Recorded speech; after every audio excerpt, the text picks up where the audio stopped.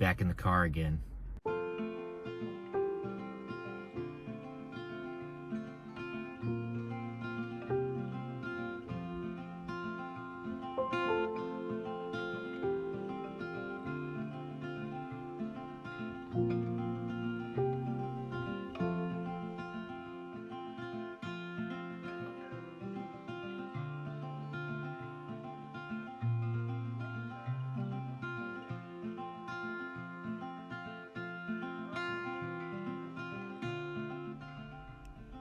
I'm not sure if this is even working. He's talking to himself again. These Hot Ones Pringles are actually really hot. He's wearing this same outfit again. You know, maybe I'm not cut out for the comic book industry because, you know, these other guys aren't having mental breakdowns. It's been about 6 months since I really recorded anything with the intention of posting it up here on YouTube. For any of you who have been watching my old videos or who were tuning in when they were coming out around this time, well, it was about 6 months ago, so it wasn't around this time, was it? Is that how years work? No. It was starting to get cold. I think it may have been February-ish. I could check, but I can't even remember. I wrote that date about 2,000 times as I was editing those videos of me finishing my last page of the last issue of The Last Ronin. I finished the page. Spoiler alert, I did not finish the videos. Let's talk about being overwhelmed. If you're anything like me, you live in a constant state of overwhelm. For whatever reason, when things are becoming really overwhelming, I tend to add more things to do. I don't know if it's inspiration or distraction, but I'm in the middle of another big deadline. And with that pressure and deadline and pages and, oh, we had another baby. So it's like history repeating itself all over again, except times 2, because I'm not just trying to finish one page this time. I've got 20 pages. It's a story called Battle Nexus, and it's a 5-issue series, Teenage Mutant Ninja Turtles Battle Nexus. It's gonna be coming out through IDW. That's the publisher, for those of you who don't know what I'm already talking about. And I've got issue 2, and issue 2 is 20 pages written by Paul Allor, and primarily it's my favorite turtle, Leo, versus Mirage Shredder. So you couldn't ask for like a cooler project. Problem is, I said yes back in May, and it didn't actually start to come together until right before the baby was born. At least they were doing a lot of stuff, of course. It's a 5-issue series, and they're all interconnected, different artists and writers on every single one, so it's quite an undertaking. And there's tons of characters. It's kind of like a multiverse event. That's how we have the IDW Leo versus Mirage Shredder. Anyway, overwhelmed. I've got 20 pages of that. Not one page, not my one last page of Last Ronin, but 20 pages. And here I am wanting to get back on YouTube. So I'm doing things a little bit more low rent right now. I've got just my phone on my dashboard. It's not even on a mount. Both of my DJI cameras, my DJI Osmos, broke. Able to return. Oh! Hopefully DJI helps. And so did my drone. Absolutely nuts. Period. Please help. Thank you so much. Period. That's a funny story.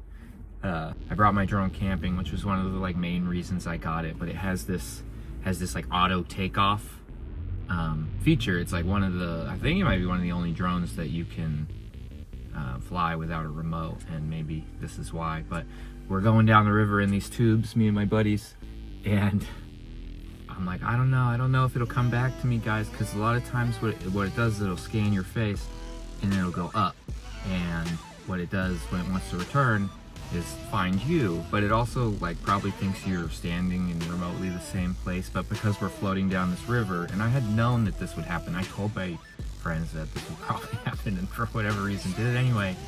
The drone was looking for me, and we weren't there anymore, and so it was like, it just dove right into the water.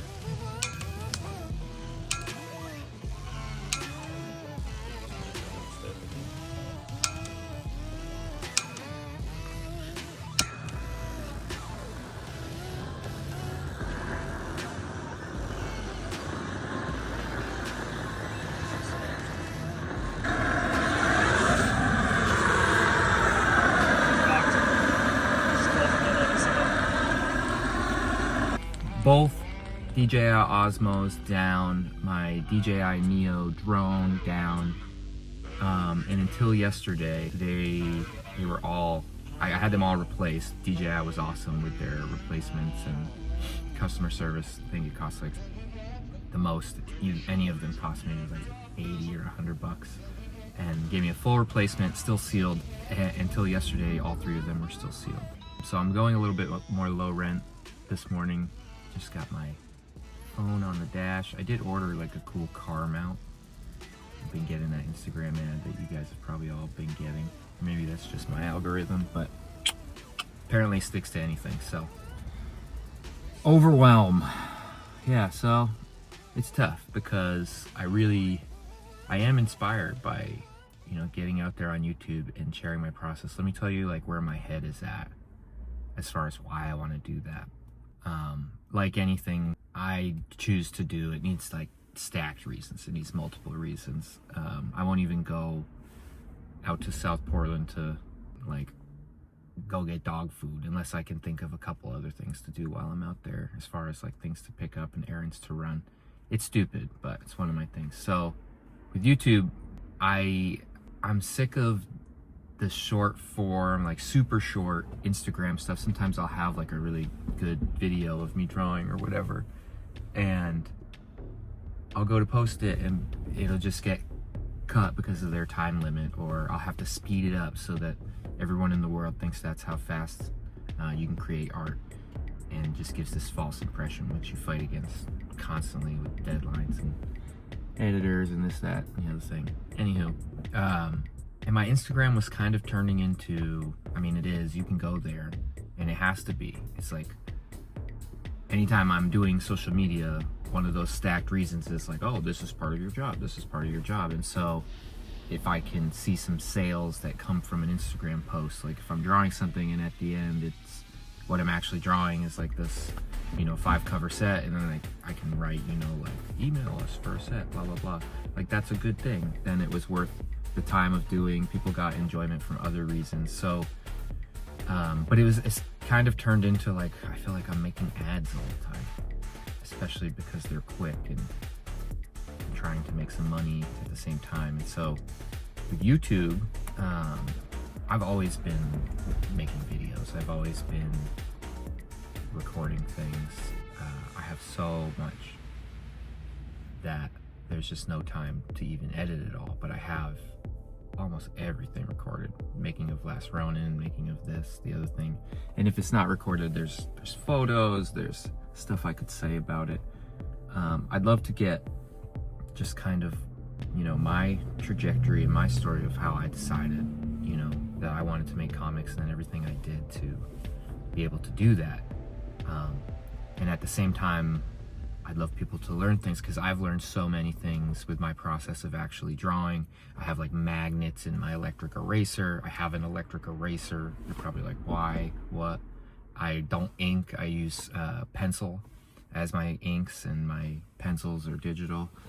Little things that I'd love to, you know, share, because all those are little pieces to like a bigger process that, you know, in comics you have to be fast and you have to be good.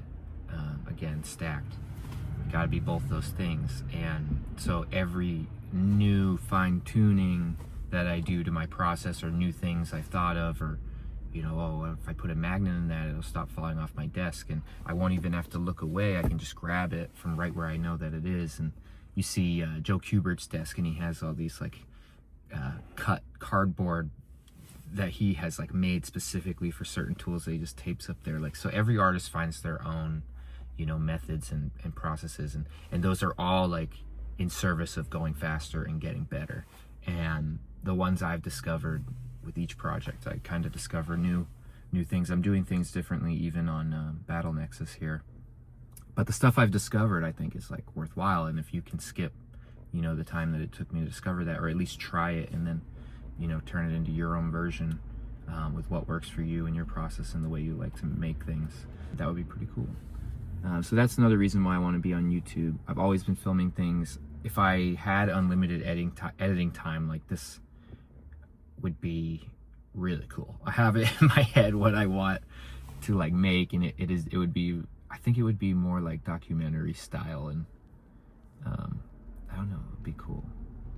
We'll see. We don't know what this is gonna be if I keep doing the YouTube stuff. That's what I also need to think about, is like, you don't know what it is until you're making it. Like, you can have your ideas and your plans, but that's just like your starting point. And so I think with starting out 6 months ago with this like idea of, oh, my YouTube channel is called Just Make Comics, and it's not necessarily going to be tutorials, but it's going to be like these long shots of me just in the studio, what I'm working on. I'm going to leave it as long as possible because screw you, Instagram. And I don't necessarily know that that's what I want to do, but I locked into like this episodic way of doing things. But I'm starting to think maybe now of different ways I can cut, different, you know, instead of showing like every single angle at the same time and syncing all that up, maybe I'll just, you know, switch between angles. Maybe I'll start like this, where it's just some videos are just me talking. Maybe I don't need like a like very fine point way of making these videos. Maybe there's a place for talking to myself in my car as one thing, long form chill videos that maybe other artists can put on while they're working and just have in the background. Maybe there's me talking to some of my friends sometimes, but I don't want to be like a podcast. There's people who do that really well, and not that I wouldn't or won't, but we'll see what it all turns into. Maybe there's room for everything. I'd really love to also do, you know, straight up tutorials, but I think that that's going to take like some writing. I find it pretty hard to talk and draw at the same time, but I'm trying that too. Maybe that'll be the secret sauce. You get to hear me talk like really slow.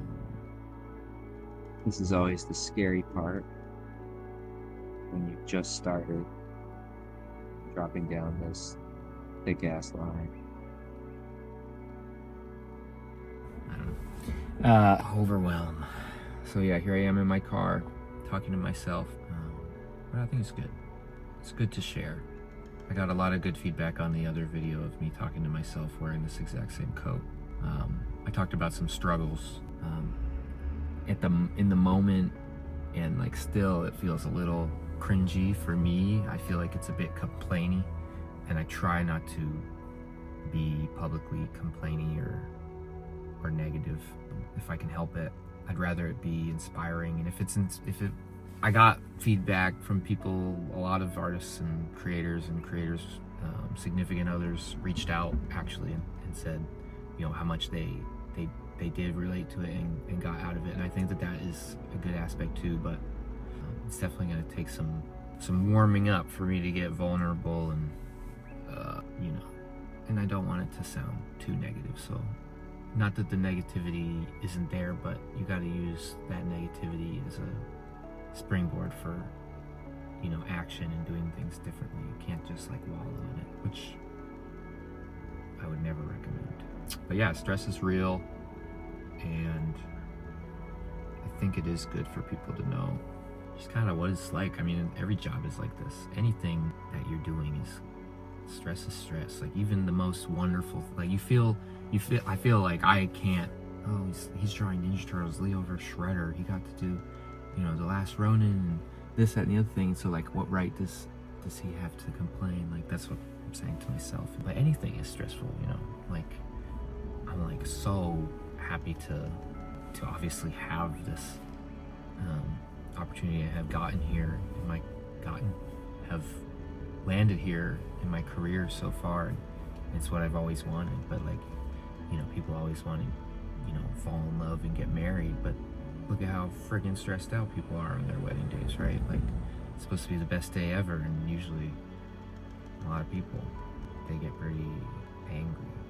I don't know what I'm trying to say, but a lot of good things can be stressful. That doesn't mean they're not good things. And it doesn't mean you're wrong to be stressed out. But again, action. What do we do with that stress? Find ways to breathe through, or things that don't stress you out, to kind of like get back to your baseline of overwhelm. For today, for a quick edit, for a quick pop in to the old YouTube, which by the way, it's not like a, hey gang, hit that subscribe, we're all part of this. It could be that, I don't know what it is.